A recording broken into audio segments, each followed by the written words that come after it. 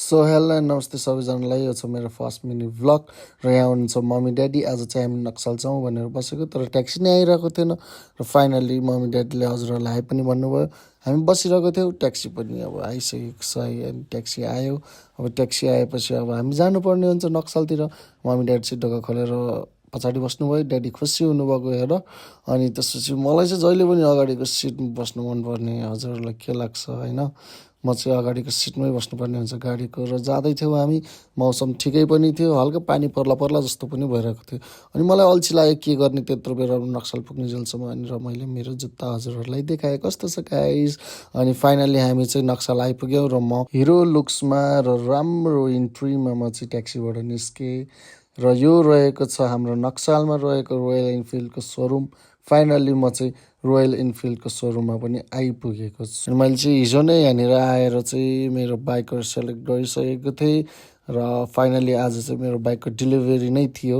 Delivery भन्दा पनि म आफै नै गएर लिनुपर्ने थियो। अनि फाइनली रोयल आइपुगेँ। अनि मम्मीहरूलाई पनि मैले माथि लिएर गएँ। मम्मीहरूले यहाँको चकाचक बाइक देखेर ओ माई गड यस्तो पनि हुन्छ, कस्तो राम्रो ठाउँ, कस्तो राम्रो टल्केको भन्नुभएको थियो।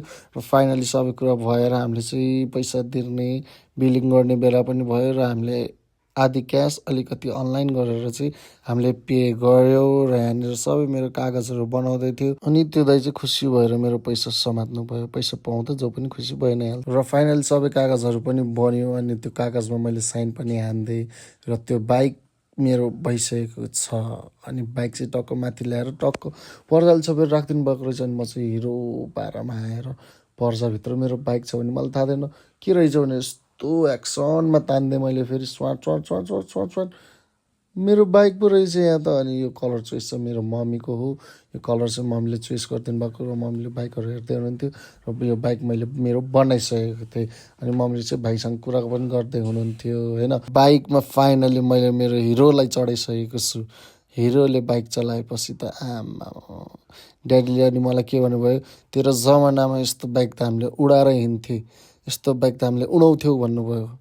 हो जस्तो नि लाग्यो, होइन जस्तो नि लाग्यो। फेरि फाइनली बाइक चाहिँ अनि मैले घर लिएर आइसकेको थिएँ। मम्मी ड्याडी क्या खुसी हुनुभएको थियो। मम्मी ड्याडीले बाई बाई पनि भनिदिनु भयो र अनि मैले पनि मम्मी ड्याडीलाई बाई बाई भनिदिएँ। अब बाइक किनेपछि साथीहरूबाटमा जानु पऱ्यो। साथीहरूले फेरि बाइक किनिस् ल अब हामीलाई ट्रिट भनेर भन्न थाल्यो। ल हिँड्न त खाना खान जाउँ भनेर फेरि नक्सलतिर नै लग्यो। साथीले चाहिँ यहाँ लोकल भन्ने ठाउँ चिनेको रहेछ र हामी यहाँ आइसकेको छौँ।